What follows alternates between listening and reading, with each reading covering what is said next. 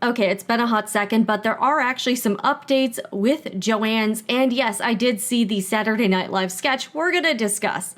Welcome to Sewing Report Live, I'm Jen, and I've been covering the downfall, the bankruptcy, the sale, and now the closing out of business sales pertaining to Joann Fabrics for well over a year. And last we checked in on the hearing, they were supposed to have a hearing that got canceled, but then there was supposed to be another hearing this week, and that also has been canceled. It was called an omnibus hearing. Nothing too earth-shattering. I think they were just going to be going over some of the bankruptcy details, like the creditors, debtor stuff in bankruptcy court in Delaware. That is not going to be happening. There is supposed to be a hearing in May, and I believe the timeline is still set that the stores are going to be winding down by the end of May. And I've been getting inundated with emails from Joann's to tell me about all of the sales. So we're going to get into that. And yes, I did just watch the Saturday Night Live sketch about Joann Fabrics going out of business. We're going to talk about that. All right, so here's the latest on Joann.com, and I want to put this out there as a public service announcement. You can no longer shop online with Joann's. There are a lot of scammy, sketchy websites and whatnot that are trying to fool people into thinking that they're shopping at Joann's. You're not. Just know you cannot purchase anything online directly from Joann. Joann is no longer Joann. Joann is now owned by a basically a liquidation company, and they are working to clear out the inventory, run liquidation sales. So yes, it says, important notice, beware of fake Joann websites.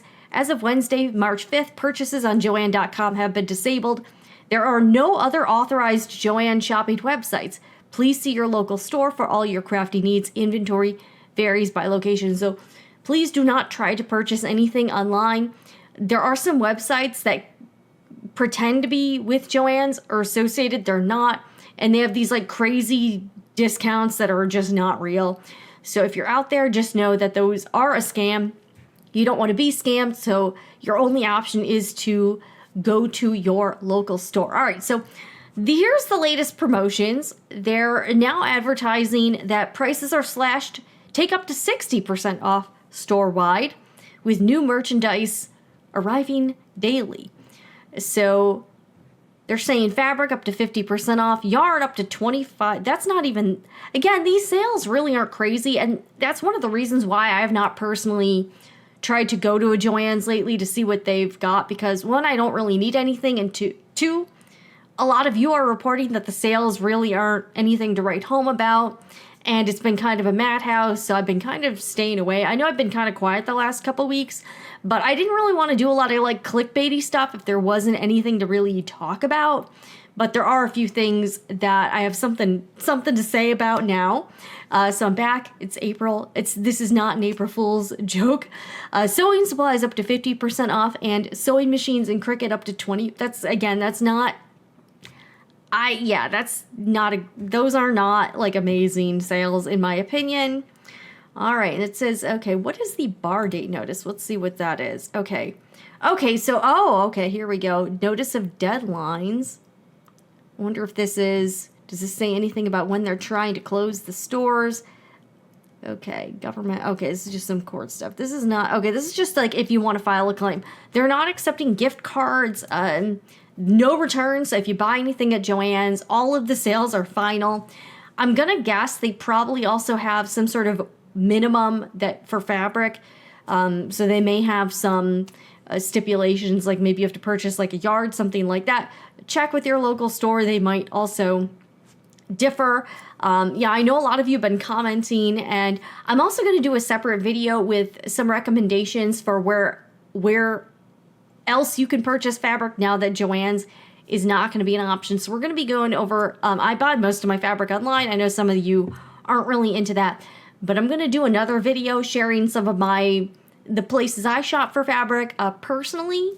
And I'm going to give you some honest reviews on my shopping experiences and also tips for shopping online for fabric. I know some of you really hate it. I don't really mind shopping online for fabric, so that doesn't really bother me.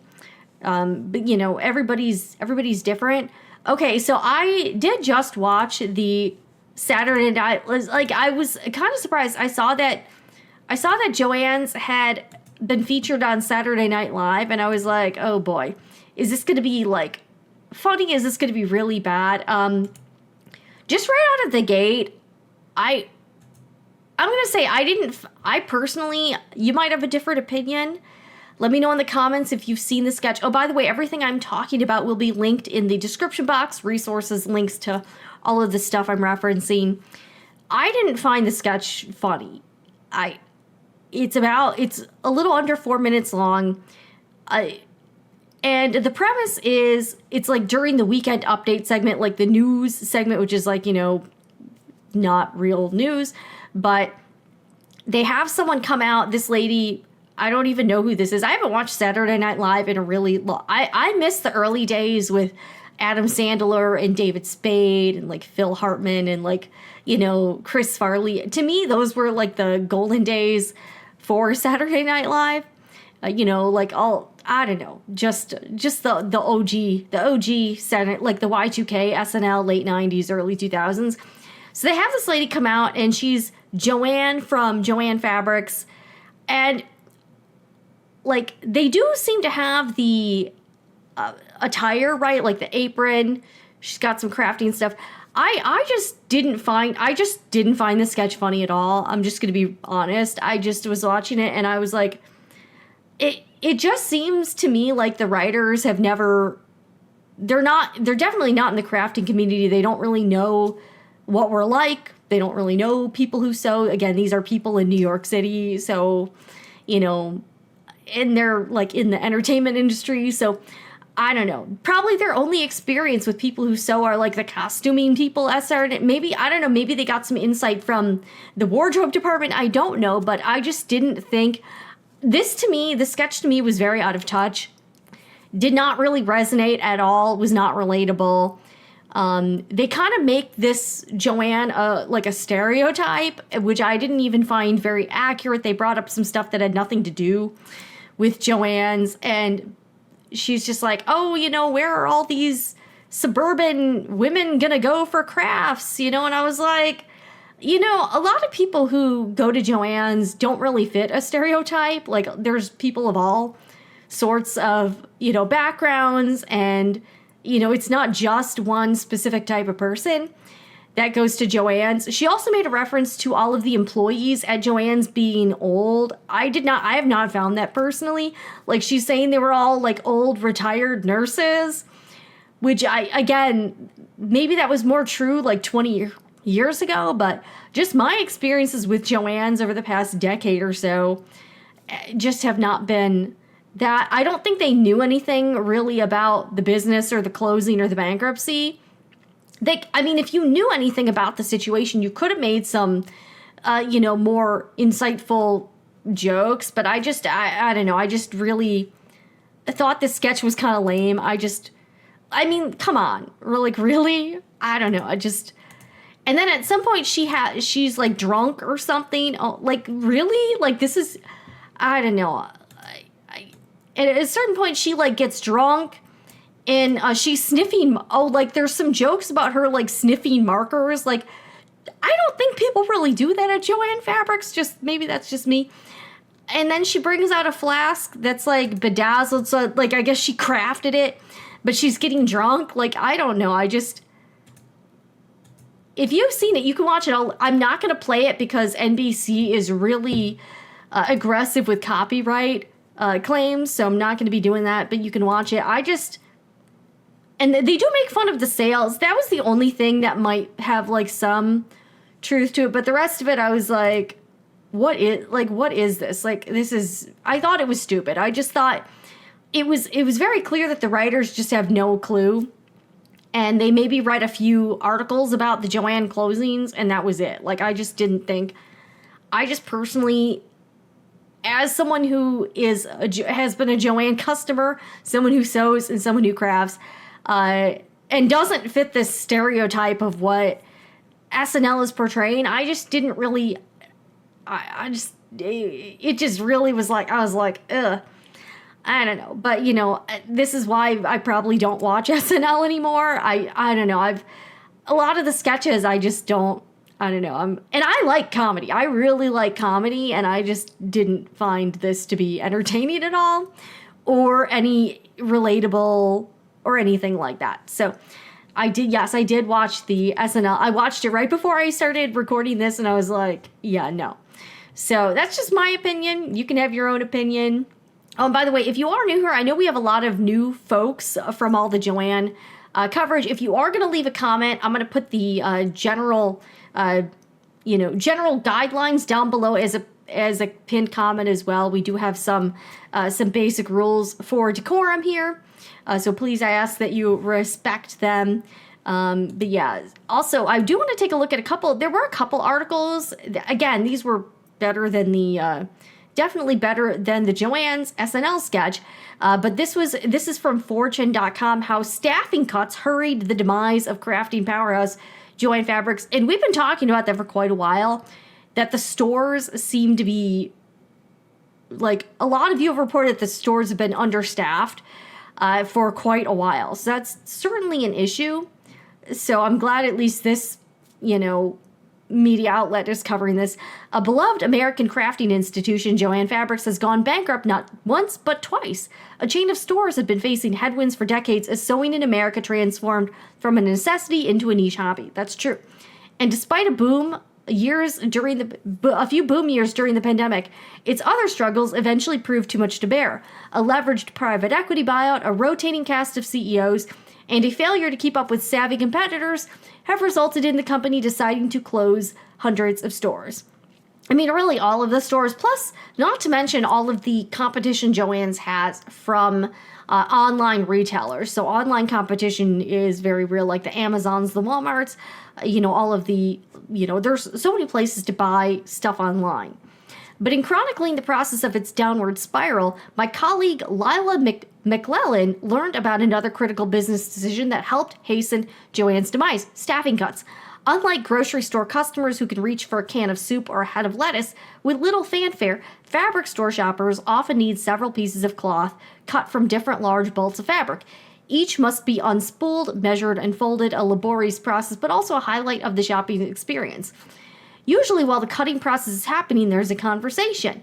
What are you making? What else do you need to go with this? Says Elizabeth Caven, which I have talked to her. She's a very nice lady. An Ohio-based crafts business investor who is also a vendor at the company. Savvy sales clerks were often one of the reasons why originally you would want to go into the store, she says. When financial issues pushed the company to cut back on a number of store workers, it became much more difficult for shoppers to get their cloth in a timely manner, and wait times for fabric could stretch as long as 45 minutes. Companies in financial straits must often make difficult choices about where to cut costs, but staffing cuts in particular can often start a domino effect of other problems, especially in a customer-facing business. And investing in people would have helped Joann stay in the good graces of their patrons, according to one former longtime executive. There needed to be that point where Joann said, yes, we're going to take it from on the chin from a profitability standpoint for the next couple of years, but it's the only way we're going to get our customer back. He said, you can read the whole story about what went wrong with Joann. Okay, that is behind a paywall. I do not have access to that, but they do bring up some good points. And the other thing is, we covered the layoffs, and a lot of the managers were fired, demoted. Joann's did not pay very well, and if you don't pay very well, you're definitely not going to attract anyone. Like, becomes more of an entry level job, and you're really not going to attract anyone with real sewing skills that knows what they're talking about. Like, I wouldn't work at Joann's because, again, if I'm getting $10 an hour, that just wouldn't be worth it for me. And I do know I could cut fabric. In cutting fabric, you do have to be pretty precise. And I would say you do have to know a little something about fabric and about sewing so that you're cutting on the grain. You're not shortchanging the customer on the yardage. And I've seen some really bad cuts as well. So, by the way, quick plug, if you are looking for Another place to shop, I sell fabric and sewing supplies at my Etsy shop, sewingreport.etsy.com. It is linked down in the description box as well. And I have been offering a little bit more fabric. And I asked you guys in a poll what you wanted to see, so thank you for voting in the poll. I sell a lot of notions, quilting cotton, and I do sell some apparel fabric. So if you are looking, free shipping on $35 orders or more, and I do have, I would say, a small but very curated selection of fabrics. I sell sewing, notions, labels, all kinds of stuff. Lots of marking pens, sew tights. That's one of my favorite products to sell. So if you are looking for an online outlet with personalized service, this is a one-woman show. I do everything myself. This is a solo operation. I cut all the fabric. I pack all the orders. So if you're, everything's, so my hands are touching everything, and I am the only one working on this shop. So if you are looking to support a small business that sells fabric and sewing supplies, sewingreport.etsy.com. All right, let's take a look at another article. And this is how Joann Fabrics went from a cult favorite retail darling to a bankruptcy disaster. Okay, this is also by, so maybe this is the full article. All right, so this is by Lila. Everything is on sale at a Joann store just north of New York City. In the sewing section, some shopping carts have all but disappeared under bolts of cotton, tulle, and fleece. But the mood is hardly festive. The busy atmosphere and steep discounts are signs of a sad ending for a beloved institution, or as one dark-haired young shopper puts it, it's a bummer. Last month, Joann Fabric & Crafts, a fixture of American shopping for generations, announced it would close all of its more than 800 stores in the U.S. and lay off 19,000 workers, including more than 15,000 part-time store associates. The company is in the midst of its second bankruptcy in less than a year. Crazy, right? Joann's isn't the only retail chain that has failed lately. Party City and clothing shop Forever 21. Also, Hooters just filed for bankruptcy. Hooters, have both filed for bankruptcy, but the demise of Joann's hit a nerve, and an army of devoted staffers and customers have shared their grief in a wave of online tributes. In heartfelt videos posted on Instagram and Facebook, head office employees choke up recalling the lunch hours spent crocheting with their teams. Customers wax nostalgic about past mother-daughter projects and long Saturday afternoons at Joann, and several fans share intense last haul videos, scoring images of empty shelves with melancholy pop songs. No shout out to the Sewing Report. Hey, Lila, maybe, Joann's is effing closing, said one young tear-stained shopper in a TikTok post. All right, no shade to Michaels or Hobby Lobby or anything like that, she says, referring to the store's closest competitors, but Joann feels like home. The emotional farewells, however, have been accompanied by murder mystery-style sleuthing about how the brand reached this point. In the late 1990s, Joann was the largest craft brand in the U.S. and became a Fortune 1000 company for 2 years during the pandemic, only to lose 99% of its value between 2021 and 2024. That's interesting when you put the numbers that way. I'm baffled as to how they managed to fail, says Diana McDonough, a longtime customer and member of the Ohio Valley Quilting Guild. In a statement published when the company filed for bankruptcy this year, Joann attributed the move to significant and lasting changes in the retail environment and its financial position and constrained inventory levels. Former employees and vendors who spoke to Fortune have theories about what happened. For many, the answer to the question, who killed Joann, is simple: Leonard Green. In 2011, the LA-based private equity company took Joann private for $1.6 billion in a leveraged buyout that saddled the company with significant debt. But some say that debt alone doesn't tell the whole story. They point to long-running cultural headwinds, staffing choices that created a dearth of workers, and a customer service-heavy industry, failure to respond to surprisingly tough competition, a revolving door of CEOs, and overconfidence sparked by a pandemic boom. Joann Fabrics and Leonard Green and Partners declined to comment for this story. Not surprised. They really did this to themselves, says Alan Porter, a former district manager who worked at Joann for 16 years, because the business is there. Joann's founders, two German immigrant families in Cleveland, likely never imagined their business would become as big as it did. They launched the specialty store in 1945 as Cleveland Fabric Shop and later renamed it as Joann, combining the first names of daughters from both families. Joan and Jacqueline Ann. For many years, the company went by Joann Stores. By 1963, Joann had 18 locations. In 1969, the fabric chain went public. Virtually everything about her relationship with clothes has changed since Joann's early days. At one time, sewing machines were a mainstay of American households, and most women learned to sew. But that all changed with the women's movement, globalization, and the rise of fast fashion. Leaving aside trad wives and Etsy shop owners, is that referring to me? I don't know. Most people now sew for leisure, not out of necessity. How many young women are leaving college and their college graduation gift is a sewing machine, says Lori Kendall, a senior lecturer of management at Ohio State University's Business School. A larger pivot within the U.S. retail climate to e-commerce and big box stores also has made it harder for a relatively small company like Joann to compete with behemoths like Amazon and Walmart. Along with the decline in the popularity of sewing, that shift created a double whammy for Joann, says Kendall. Joann entered the 21st century as a family-run business, but not always a thriving one. In 2006, the company hired Daryl Webb, who had been president of grocer Fred Meyer, to take over as the brand's first non-family CEO. At that time, the company was struggling with uneven sales and too much inventory. We had stores that weren't clean, and he came in and brought this a tremendous discipline, not only to the corporate culture, but to the store's culture, says an executive who worked at Joann at the same time as Webb, but asked to remain anonymous to protect his privacy. Webb, he says, brought sparkling restrooms and tight inventory control. That was a very positive shot in the arm. Alan Porter, who worked at Joann for 16 years, beginning as a store manager around 2004 and leaving as a Florida district manager in 2020, agrees. He credits Webb with setting Joann on what could have been a sustainable path.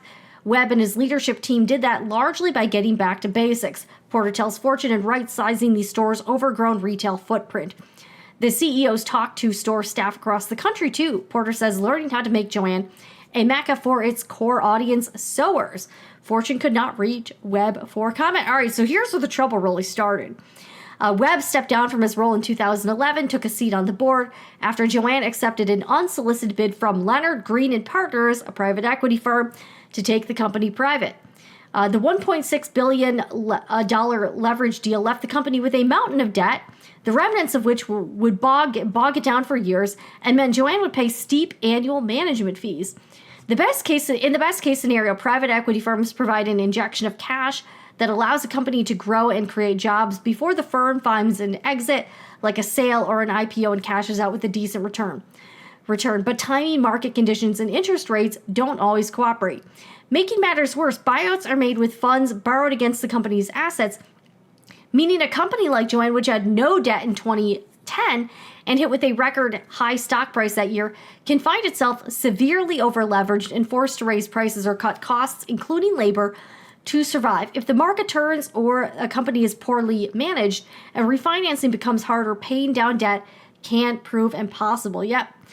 It may make the individuals rich at the time, but often it portends future hurt. Yep.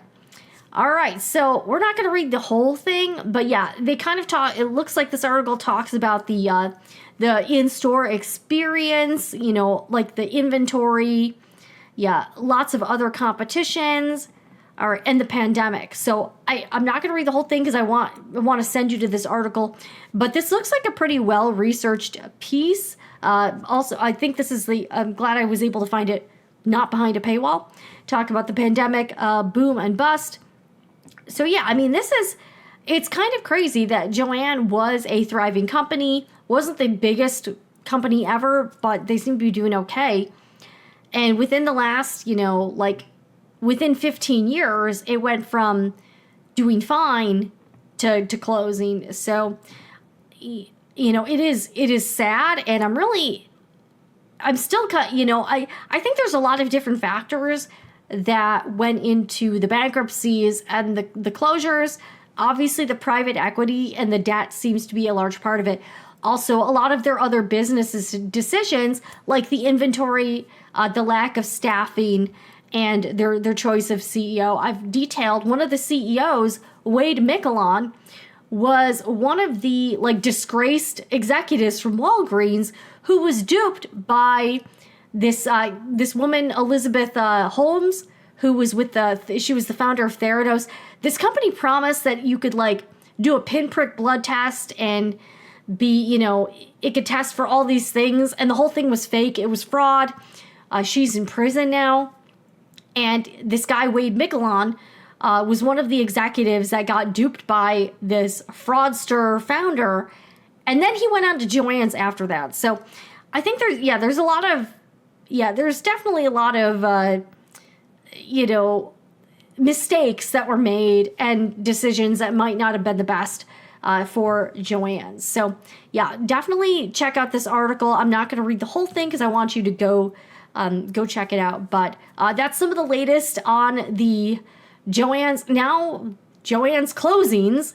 But thank you guys all for watching the channel the past few months. Especially, I know there's been a lot of new folks here. Let me know what else you'd like to see me cover.